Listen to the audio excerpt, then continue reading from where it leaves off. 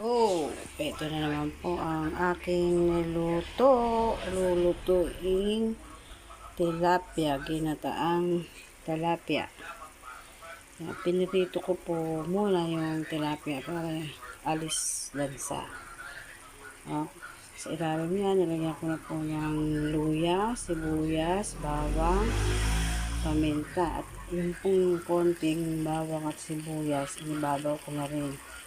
Ngayon, nilagyan ko po muna siya ng konting oyster, suka, at konting toyo lang, at konting magic sarap.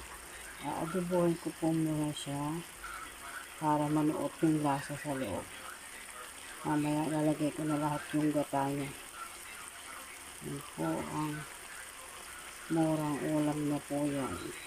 3 tilapia po yan na pinaghihiwa ko sa gitna, bali naging 6 na piraso. Kaya yan po